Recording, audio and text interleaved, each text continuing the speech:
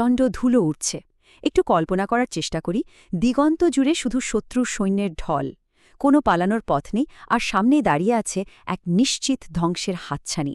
ঠিক এমন একটি লোমহর্ষক মুহূর্ত থেকে শুরু হচ্ছে আমাদের আজকের এই এক্সপ্লেনার। চলুন ইতিহাসের অসাধারণ এই কৌশলগত মাস্টার ক্লাসের ভেতরে সরাসরি প্রবেশ করি। আমরা দেখব কিভাবে চরম বিপদের মুহূর্তে নেওয়া একটিমাত্র সিদ্ধান্ত পুরো দৃশ্যপট একেবারে বদলে দিয়েছিল। একটু সংখ্যাগুলোর দিকে নজর দেওয়া যাক। একদিকে 10,000 অগ্রসরমান শত্রু সৈন্য আর অন্যদিকে মাত্র 3,000 রক্ষাকারী। এটা যে শুধু একটা অসম লড়াই ছিল তা কিন্তু নয়, আক্ষরিক অর্থে এটা ছিল এক অসম্ভব পরিস্থিতি। মদিনার সে ছোট্ট শহরের বাসিন্দাদের জন্য এই বিশাল বাহিনীর আগমন ছিল চরম এক আতঙ্কের বিষয়, কারণ সাধারণ হিসাব বলছে এত বিশাল এক বাহিনীর সামনে এই অল্প সংখ্যক মানুষ কোনোভাবেই টিকতে পারবে না। তো প্রথমেই আসা যাক সেই চূড়ান্ত হুমকির কথায়, মদিনার ওপর নেমে আসা এক কালো ছায়া। সময়টা তখন 627 খ্রিস্টাব্দ। মদিনা শহরটি তখন নতুন ইসলামী সমাজের কেন্দ্রবিন্দু হিসেবে ধীরে ধীরে গড়ে উঠছে। কিন্তু এই শান্তি খুব বেশিদিন স্থায়ী হল না।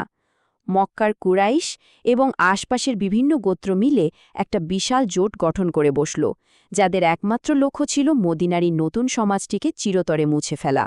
একটু ভাবুন, চারদিক থেকে ধেয়ে আসা 10,000 শক্তিশালী, যুদ্ধবাজ এবং মারাত্মক অস্ত্রশস্ত্রে সজ্জিত এক বিশাল সেনাবাহিনী তখন মদিনার দিকে অগ্রসর হচ্ছে। আর অন্যদিকে মদিনার ভেতরে খাবার অত্যন্ত সীমিত, ভবিষ্যৎ পুরোপুরি অনিশ্চিত। এই 10,000 সৈন্যের খড়গ যখন মাথার উপর ঝুলছে, তখন মদিনার অনেকেই ভাবতে শুরু করেছিলেন, এই যুদ্ধে কি আসলেই টিকে থাকা সম্ভব, নাকি এখানেই সব শেষ? ঠিক এমন একটা পরিস্থিতিতে দরকার ছিল একটি ব্যতিক্রমী কৌশল। বাঁচতে হলে নতুন কোনো পথের সন্ধান করতেই হতো। যখন ধ্বংস একদম দোরগোড়ায়, তখন প্রচলিত নিয়মে যুদ্ধ করলে যে হার নিশ্চিত সেটা সবারই জানা। ঠিক সেই মুহূর্তেই প্রয়োজন ছিল এমন কিছুর যা আগে কেউ কখনো ভাবেনি। পরিস্থিতি যখন সবচেয়ে মরিয়া, সমাধানের খোঁজটাও হতে হয় ঠিক ততটাই ব্যতিক্রমী, তাই না? আর ঠিক তখনই পারস্য বংশোদ্ভূত সাহাবি সালমান আল ফার্সি এক যুগান্তকারী পরামর্শ দেন। তিনি বললেন, পারস্যে আমরা যখন বড় বাহিনীর বিরুদ্ধে যুদ্ধে যেতাম, তখন আমরা শহরের চারপাশে খন্দক বা পরীক্ষা খুঁড়তাম। ব্যাপারটা পুরো আরবের জন্যই একেবারে নতুন ছিল। আরবের বুকে এর আগে কখনোই পারস্য কৌশল ব্যবহার করা হয়নি। মরুভূমির মানুষ এই ধরনের আত্মরক্ষামূলক কৌশলের সাথে একেবারেই পরিচিত ছিল না। কিন্তু নিশ্চিত পরাজয় এড়ানোর জন্য এটাই ছিল একমাত্র বাস্তবসম্মত পথ। কৌশল তো ঠিক হলো, কিন্তু এরপর শুরু হলো সময়ের বিরুদ্ধে খনন কাজ, এক অক্লান্ত পরিশ্রম। পরিকল্পনা হলো ঠিকই, কিন্তু এবার শুরু হলো আরেক অসম লড়াই, সময়ের বিরুদ্ধে লড়াই। প্রথমত, আরবের সেই পাথুরে শক্ত মাটি ভাঙা কতটা কঠিন ছিল সেটা একটু চিন্তা করলেই বোঝা যায়। আধুনিক কোনো যন্ত্রপাতি ছাড়াই কয়েক সপ্তাহের মধ্যে প্রায় 5.5 কিলোমিটার দীর্ঘ পরীক্ষা খুঁড়তে হয়েছিল। প্রতিদিন হাজার হাজার টন মাটি সরানোর এক অবিশ্বাস্য কর্মযোগ্য। টানা কাজ করার ফলে তীব্র ক্ষুধা এবং চরম ক্লান্তি গ্রাস করছিল সবাইকে। কিন্তু একটা নির্দিষ্ট সময়ের মধ্যেই পুরো শহরকে ঘিরে এক গভীর পরীক্ষা সম্পন্ন করতেই হবে। শহরের প্রতিটি মানুষ, এমনকি স্বয়ং নবী মোহাম্মদ নিজেও দিনরাত এক করে এই মাটি কাটার কাজে অংশ নিয়েছিলেন। এই অবিশ্রান্ত পরিশ্রমের পেছনে মূল চালিকা শক্তি ছিল তাদের অটুট বিশ্বাস। এটি শুধু বেঁচে থাকার লড়াই ছিল না, এটি ছিল চরম এক ধৈর্য আর বিশ্বাসের পরীক্ষা। আর এই পরীক্ষা খননের পরেই শুরু হয় অবরোধ এবং সংগ্রাম, এক দীর্ঘ স্নায়ুযুদ্ধ। তো এই স্লাইডের সবচেয়ে আকর্ষণীয় দিকটা হলো কিভাবে একটা অপ্রত্যাশিত বাধা একটা বিশাল বাহিনীর পুরো পরিকল্পনা ভেস্তে দেয়। অবশেষে সেই ভয়ঙ্কর মুহূর্তটি চলে আসে। ধুলোর মেঘ উড়িয়ে বিশাল বাহিনী যখন মদিনার উপকণ্ঠে এসে পৌঁছালো, তারা যা দেখল তার জন্য বিন্দুমাত্র প্রস্তুত ছিল না।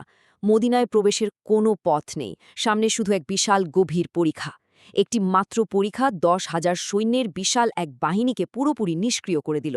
আরবের সেই দৌর্দণ্ড প্রতাপশালী যোদ্ধারা তাদের ঘোড়া হাঁকিয়ে শহরে ঢুকতে গিয়ে দেখল কোনোভাবেই তারা এই গর্ত পার হতে পারছে না। এই অপ্রত্যাশিত বাধা তাদের দ্রুত আক্রমণের পুরো পরিকল্পনা একেবারে বদলে দেয়। বাধ্য হয়ে সে বিশাল বাহিনীকে এক দীর্ঘ অবরোধের পথে হাঁটতে হয়, আর শুরু হয় এক দীর্ঘ এবং স্নায়ুক্ষয়ী মানসিক লড়াই। অবরোধের সময় শহরের ভেতরের চিত্রটা কিন্তু ছিল ভয়ঙ্কর। একে তো খাবার খুব দ্রুত ফুরিয়ে আসছিল, তার ওপর একটানা দিনরাত পরীক্ষা পাহারার কারণে চরম ক্লান্তি সবাইকে ঘিরে ধরেছিল। শিশুদের মধ্যে ভয় আর আতঙ্ক বেড়েই চলছিল। আর এর সাথে যুক্ত হয়েছিল শত্রুদের দিক থেকে শহরের ভেতরে মানসিক বিভ্রান্তি ছড়ানোর নানা চক্রান্ত। সব মিলিয়ে শহরের নিরাপত্তা নিয়ে চরম সংখ্যা তৈরি হয়েছিল ঠিকই, কিন্তু অবরুদ্ধ মানুষগুলো মুহূর্তের জন্য তাদের ধৈর্য হারায়নি। আর ঠিক এমন একটা শ্বাসরুদ্ধকর অবস্থার পরই আসে চূড়ান্ত ঝড়, প্রকৃতির এক অবিশ্বাস্য রোধ। দিনের পর দিন যায়, কিন্তু অচলাবস্থা কাটে না। তীব্র উত্তেজনা আর ভয়ের এই চরম পর্যায়ে এসে এমন একটা কিছু ঘটার প্রয়োজন ছিল যা এই পরিস্থিতির মোড় পুরোপুরি ঘুরিয়ে দেবে। সম্পদ ফুরিয়ে আসার সেই চরম হতাশার মুহূর্তেই হঠাৎ আবহাওয়া বদলে যায়। শুরু হয় এক প্রচণ্ড হাড় কাঁপানো ঝড়। বাতাসের তীব্রতা এতটাই ভয়াবহ ছিল যে শত্রুদের তাঁবুগুলো সমূলে উপড়ে যায়, রাতের অন্ধকারের আগুন নিভে যায় এবং পুরো শত্রু শিবিরে এক চরম বিশৃঙ্খলা ছড়িয়ে পড়ে।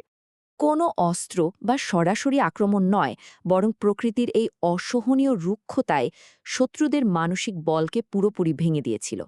কনকনে শীত, ঘুটঘুটে অন্ধকার আর ঝড়ের তাণ্ডবে টিকতে না পেরে সেই বিশাল জোটবাহিনী শেষ পর্যন্ত অবরোধ তুলে নিয়ে পিছু হটতে বাধ্য হয়। আর এভাবেই একটি খন্দক আর এক প্রবল ঝড় রক্ষা করে মদিনাকে। তাহলে এই পুরো ঘটনা থেকে প্রশ্ন জাগতেই পারে, কৌশল এবং ধৈর্য কি সত্যিই ইতিহাস নতুন করে লিখতে পারে? খন্দকের যুদ্ধ পরিষ্কারভাবে আমাদের দেখায় যে শত্রুর পেশিশক্তি বা বিশাল আকারই সবকিছু শেষ কথা নয়। অপ্রচলিত চিন্তাভাবনা, অসাধারণ একতা এবং চরম বিপদেও ধৈর্য ধরে রাখার মানসিকতা যে কোনো অসম্ভবকে সম্ভব করতে পারে। এই ইতিহাস শুধু অতীতের কোনো গল্প নয়, এটি বর্তমানের যে কোনো সংকটে মাথা ঠান্ডা রেখে সঠিক কৌশল নির্ধারণের এক অবিস্মরণীয় পাঠ। ব্যাপারটা আসলেই গভীরভাবে ভাবার মতো, তাই না?